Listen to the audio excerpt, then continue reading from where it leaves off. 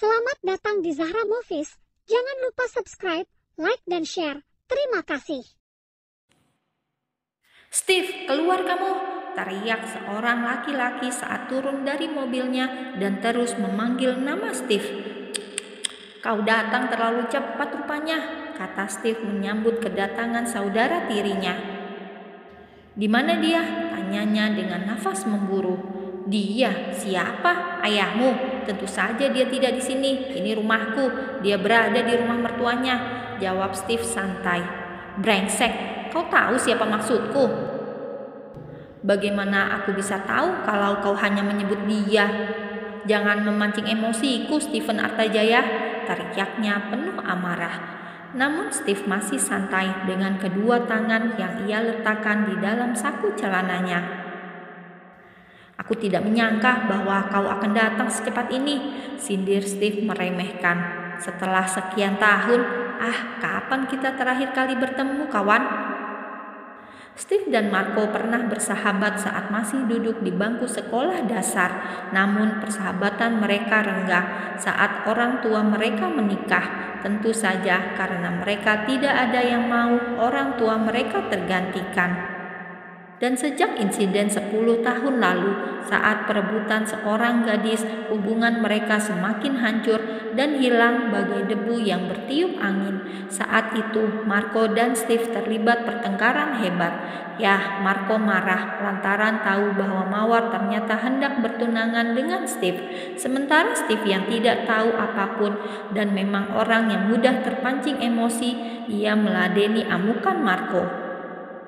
Melanie yang mendengar kedua anaknya berkelahi akhirnya membawa Mawar ke lokasi itu berharap bisa menenangkan. Namun siapa sangka dirinya malah mengetahui fakta yang luar biasa. Saat ia hendak memanggil Mawar di kamarnya, ia mendengar suara Mawar yang sedang berbicara di telepon. Melanie mengetahui bahwa Mawar berniat mendekati Steve untuk mengeruk hartanya yang akan ia gunakan untuk membangun kembali perusahaan ayahnya yang sudah lama bangkrut. Dan Melanie juga mendengar bahwa Mawar masih sangat mencintai Marco. Ia akan kembali pada Marco setelah apa yang ia mau berhasil ia dapatkan. Melanie yang saat itu marah memilih untuk diam dan berpura-pura tidak tahu. Ia memanggil Mawar dan segera membawanya ke lokasi di mana kedua putranya bertengkar. Sepanjang perjalanan, Melanie kembali memikirkan tentang hubungan Steve dan Mawar.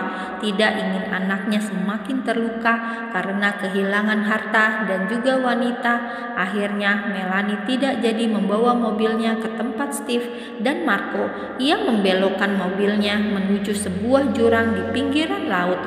Ia sudah mempersiapkan dirinya agar bisa selamat dari aksinya ini, dan juga ia tahu bahwa Mawar tidak bisa berenang. Melanie berpikir bahwa inilah yang terbaik. Selain hartanya aman, kedua anaknya juga tidak akan saling memperebutkan lagi. Itulah pemikiran Melanie kala itu. Namun siapa sangka bahwa ternyata sedari tadi Hendra membuntuti mobil Melanie. Hingga saat melihat mobil Melanie terjun ke jurang, ia segera mencari bantuan dan berhasil menyelamatkan Mawar. Ia sengaja meninggalkan Melanie di pinggiran tebing di atas batu karang dan ia bertingkah seolah tidak tahu apapun. Melanie masih sadar saat itu. Ia melihat bagaimana suaminya menyelamatkan Mawar dan meninggalkan dirinya. Namun ia tak bisa berbuat banyak karena luka di kepalanya yang cukup parah membuatnya kehilangan kesadaran dan dinyatakan koma. "Gara-gara wanita itu kan semua ini terjadi?" tanya Steve tersenyum sinis kepada Marco. Sementara laki-laki itu hanya terdiam saat Steve sudah mengetahui semua kejadian dulu. Kau sudah mengetahuinya?" gumam Marco sedikit terbata. "Apa yang mau kau jelaskan?" Wajah Steve kini sudah berubah menjadi datar. "Wanita itu lebih memilihku karena aku lebih kaya darimu. Di mana harga dirimu yang masih mau mempertahankan wanita sepertinya?" "Dia tidak seperti yang kau pikir. Dia tidak seburuk itu," bela Marco tidak terima.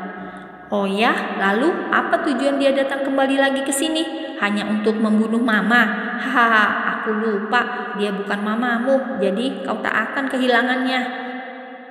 Marco membulatkan kedua matanya dengan sempurna saat mendengar ucapan Steve. Apa maksudmu? Apa maksudku? Tanya Steve mengerutkan dahinya saat melihat raut wajah Marco yang begitu terkejut. Apa kau tidak tahu bahwa ibuku sudah meninggal di tangan wanita itu? Aku pikir dia selalu melapor padamu bahwa misi kalian sudah sukses. Stephen, aku tidak tahu bahwa Mama sudah meninggal, saru Marco. Memang benar, Marco yang masih berada di luar negeri. Ia tidak tahu bahwa mama tirinya sudah meninggal. Tujuan Mawar meminta izin padanya ingin pulang ke Indonesia karena ia ingin bertemu dengan mama keluarganya yang sedang sakit. Ia sama sekali tidak tahu bahwa ternyata Mawar masuk ke mansion Steve dan membunuh Mama Melanie. Tidak mungkin Mawar melakukan itu. Kilah Marco masih membela Mawar. Maybe aku tidak tahu dengan apa yang kau lakukan sekarang. Apakah kau sedang berakting dan berpura-pura seolah tidak tahu? Aku tidak peduli. Kalau kau ingin menemui wanitamu, masuk saja. Aku tidak akan melarangmu, ucap Steve menggeser posisinya dan mempersilakan Marco untuk masuk. Marco pun langsung masuk dan mencari keberadaan Mawar, namun ia tidak juga menemukan di mana keberadaannya, hingga membuatnya kembali menemui Steve yang kini tengah duduk santai di ruang tamu sambil mengotak-atik ponselnya. Di mana kamu sembunyikan Mawar, hah? Sentak Marco. Satu hal yang Marco lupa, ia melakukan kesalahan. Ia lupa bahwa Steve sangatlah sensitif terhadap bentakan. Setelah beberapa detik, ia baru menyadari dan ia langsung terdiam saat melihat kilatan api amarah di mata Stephen. Aku sudah mencarinya ke seluruh tempat, tapi aku juga tidak menemukannya. Aku yakin kamu pasti sudah menyembunyikannya di tempat lain. Di mana kau menyembunyikannya? Tanya Marco mencoba tidak gugup. Steve menatap Marco dengan wajah datarnya. Ia bangkit dari duduknya, lalu berjalan mendahului Marco. Ia melangkah menuju sebuah pintu yang berada di belakang kolam renang. Pintu itulah jalan masuk menuju ruang bawah tanah di mana ia menyekap Mawar. Persiapkan dirimu dari sekarang, kata Steve datar sambil terus berjalan menuju ruang bawah tanah. Hanya cicak kecil mau melawanku, bahkan buaya sekalipun tidak berani padaku, gumam Steve dalam hati sambil mengepalkan kedua tangannya. Masuklah, dia ada di dalam. Steve menunjuk ke arah pintu di mana Mawar disekap. Tanpa banyak bertanya lagi, Marco pun segera membuka pintu tersebut dan masuk ke dalam. Mawar, pekiknya saat melihat keadaan Mawar di dalam ruangan itu.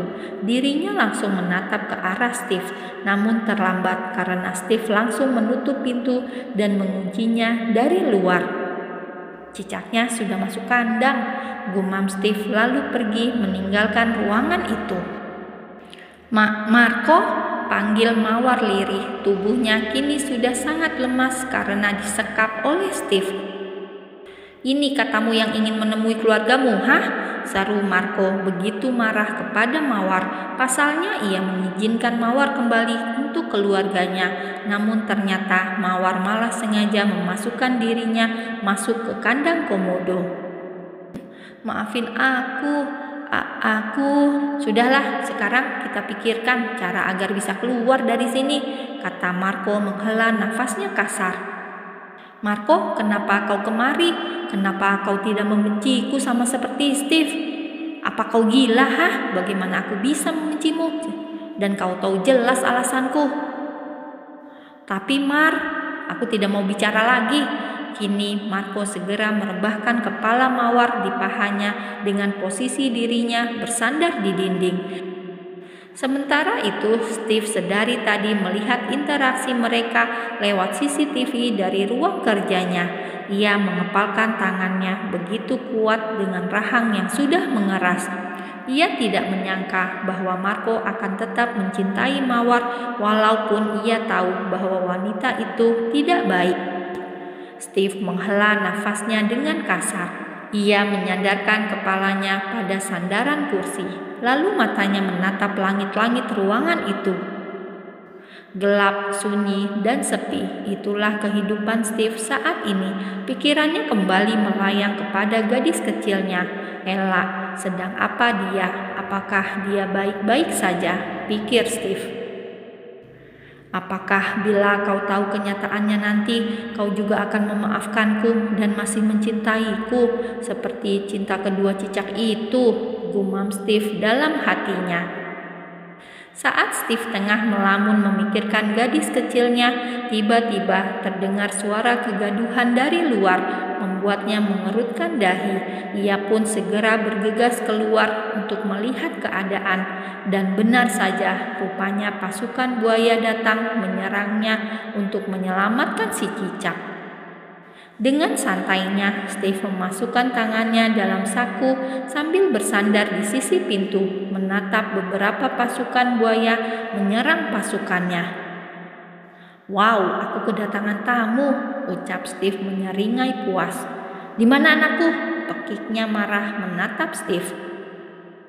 "Anakmu yang mana? Apakah bukan aku? Atau mungkin Jasmine?" tebak Steve seolah sedang berpikir.